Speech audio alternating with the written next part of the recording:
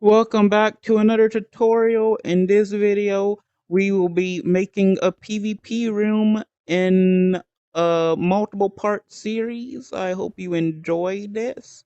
So let's just get started from the beginning. First, you want to go to your watch, hit the create menu, and you want to create a new room. You want to click on the maker room because the maker room is the basic template where you create stuff. And then once you create the room, it's going to put you in a room like this, and it's going to spawn the maker pen in your hand. And then what you want to do is, I always do this. Well, you don't have to do this, but instead of letting everyone fly, what you probably want to do is you want to get a roll chip and put a role on yourself as the creator of the room to fly around. So whenever you have people, I don't know, maybe testing out the room with you, or maybe you just don't want other people to fly except you, that's exactly why you make a new role. You can name the role whatever you want. I'm just going to name it creator because you are the creator of the room and you want to turn on fly and whatever other settings you want. I usually also turn on voice roll off distance to 500 meters so people can hear me from far away. And everything else I leave alone. Then after you make your role, you want to hit this room, go to settings, scroll all the way over to permissions, click on the creator cog, go to misc, auto assign game roles, edit, and you want to add the role. Just remember that this is case sensitive. So if you do not have a capital C, or lowercase c, it's not going to work. So you got to make it exactly as it is. And now you can see I can fly without the maker pin now.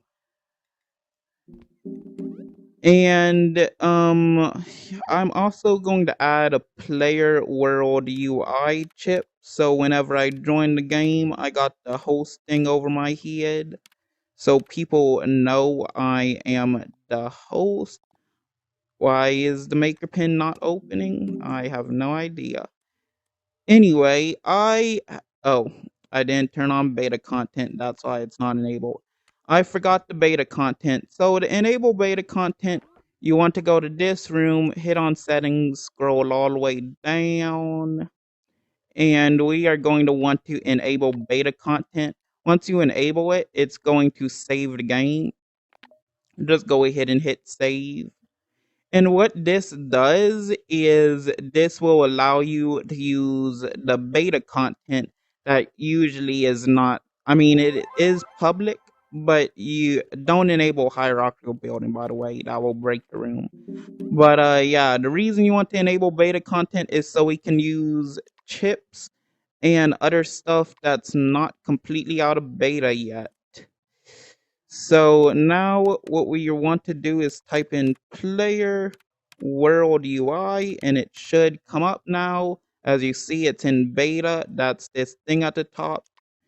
So you cannot use this chip unless you're in beta. I don't know why it's turning my snapping. Is that mustn't? Yep, it's not at the 45 angle in world space. Okay, now that you got the player world UI, we're also going to change this to creator.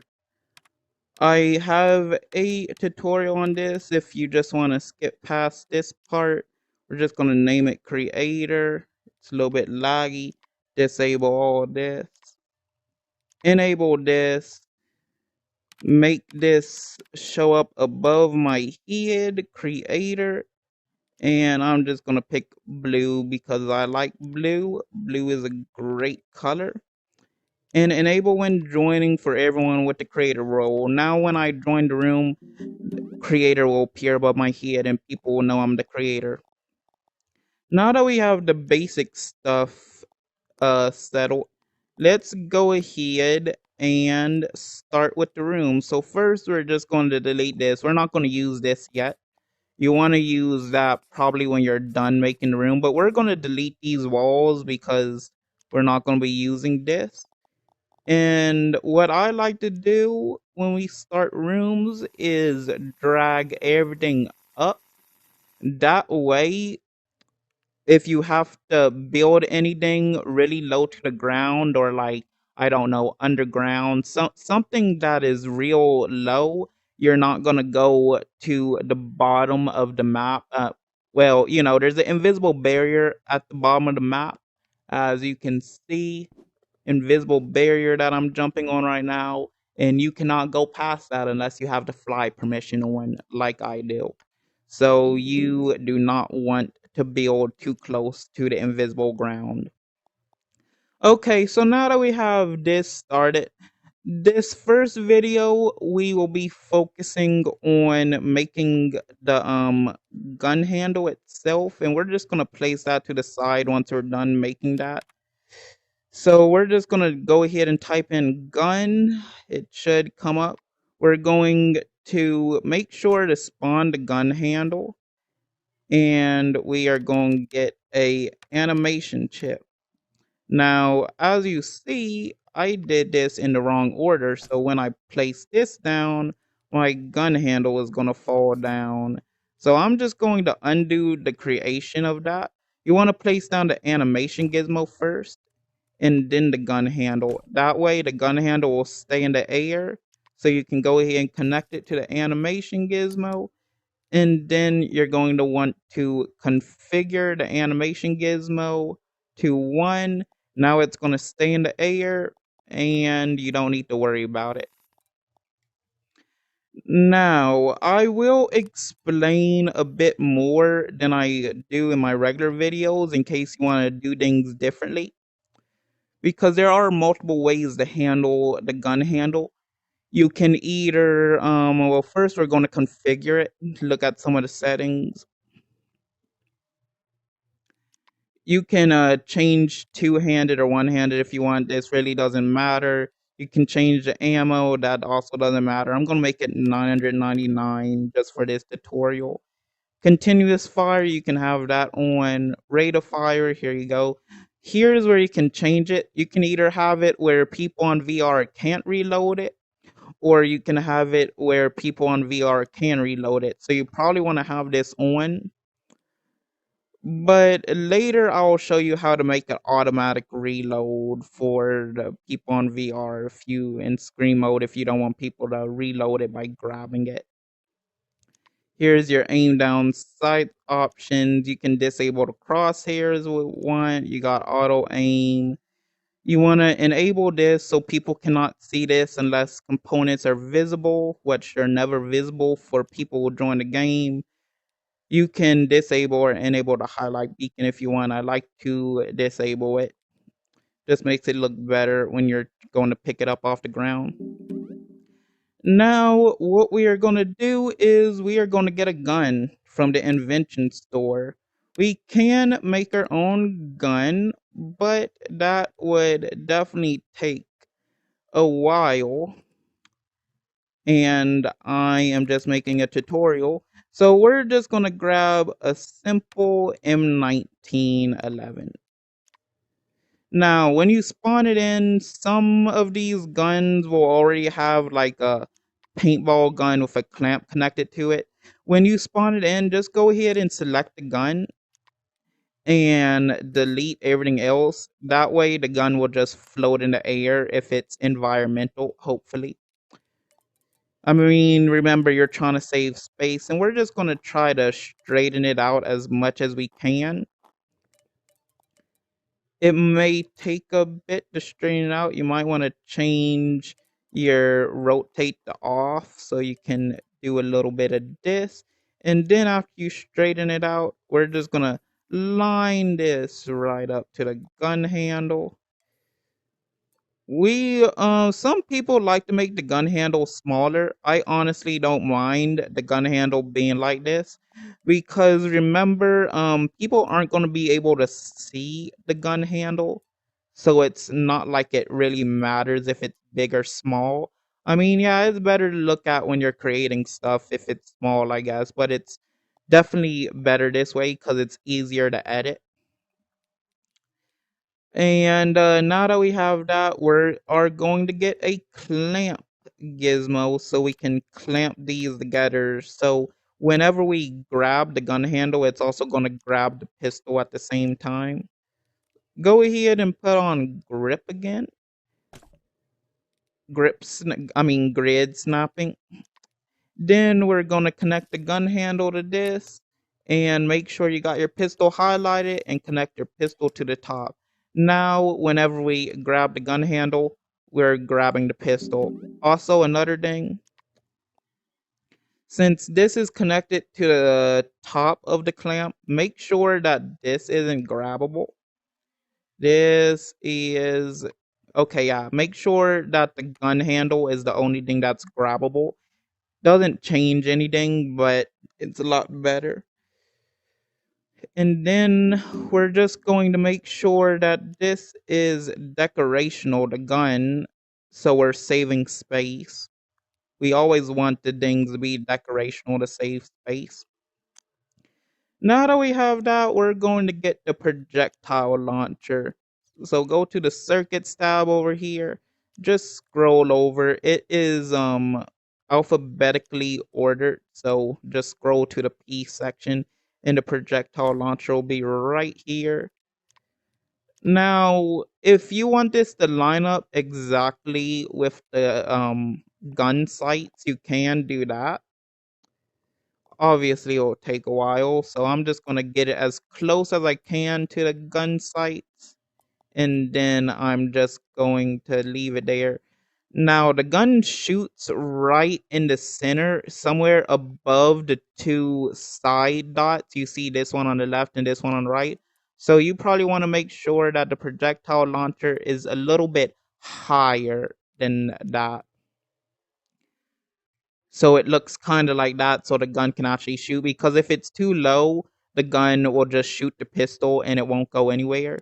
Now that we have that, connect the projectile launcher to the top of the clamp, and we are going to snap this to the top of the gun handle. Now we are going to configure the projectile launcher. So you can have this as whatever. This will shoot a laser, paintball, or quirk based on what you want. I usually go with a yellow paintball shot because it looks a lot like a bullet. This is how many bullets you want fired at once. So when you pull the trigger, either one bullet will come out, maybe 8 bullets, 16 bullets, whatever you want. This is for like if you want like a gun, like a shotgun that shoots out 16 pellets at once or something, I don't know. The speed at how the bullets go, 1000, is extremely fast. It's like a hit scan weapon from Overwatch or Call of Duty. And one, it's so incredibly slow that, yeah, it's amazing that you're gonna be able to hit someone even with that. Got your lifetime. This is how long the bullet will last. So 5, the bullet will last for a long time. As you can see, I'm gonna grab this, shoot. Oh, I don't have it connected. Okay, so I'm going to connect it so I can show you. We're going to get the projectile origin object on the left of the gun handle, connect it to the projectile launcher itself.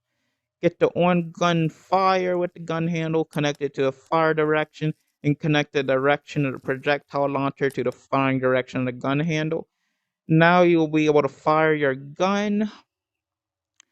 So as I was saying, with the lifetime, 5 will mean the bullet will last for a long time. Let me make it go slower so you can actually see the bullet lasting a long time. Because right now the speed is kind of fast. Let me just put it down to 1 so you can see how slow it is. Okay, 1 is way too slow. Yeah, don't put it down to 1 because you're not even going to be able to see bullets shoot out of it. I would recommend something like, I don't know, 20 is a good speed. I'm also going to make it so I can fire single shots instead of continuous fire, just to show you guys. So the lifetime is at 5. As you can see, the bullet is going to last a long time and it won't disappear. But if I go into the projectile launcher and I change the lifetime back to 1, oh, or point 0.1, well, don't make it as low as possible, otherwise you're going to get nothing. But if I make it 1, as you can see, when I shoot the bullet, it disappears pretty fast and it doesn't go as far as the 5. So yeah, there you go. And as you can see, point 0.1 makes it so you have to be pretty close to someone to actually shoot them. So you can do this for like a shotgun or anything like that. But I'll usually just put on 5. Then you have your spray head. Again, this is probably better for shotguns. I mean, everything has spray head, but shotguns have the most spray head. Gravity enabled. Gravity enabled just makes it so the bullet bounces down like that. As you can see, that's how long a bullet will last. With 5, I still shoot it and it's still going, and then it eventually disappears. But yeah, the gravity just makes it so the bullet has weight to it when you shoot it. Usually I have this disabled unless it's like, I don't know, a grenade launcher or something like that that requires that. Here you can mess with the damage of the projectile launcher. You can make this whatever you want. I'm just going to keep all these at 10. Here's the force of the bullet. I'm pretty sure the force of the bullet is how much it will shoot someone back. I'm just going to put that at 100 to show you when I do shoot somebody. I am pretty sure that's what the force is. Or wait, no. Do I got gravity enabled? I don't have gravity enabled. So yeah, I don't know what force is. I've never really messed with this, but it doesn't really matter that much, I don't think. Then you have sound enabled. As you can see, when I fire, you can hear a paintball sound. If you want a realistic sound, you can just disable this. Gonna keep that disabled because you usually don't want the sounds in the game, since you can easily get a custom sound in it. And there you go. You have your pistol. Okay, so I'm going to end part 1 right there. And actually, before I end it, let me make a little platform with a welcome mat so I don't spawn all the way at the bottom when I come back. But yes, if you enjoyed the video, like, comment, and subscribe, and I will see you in part 2 of the video.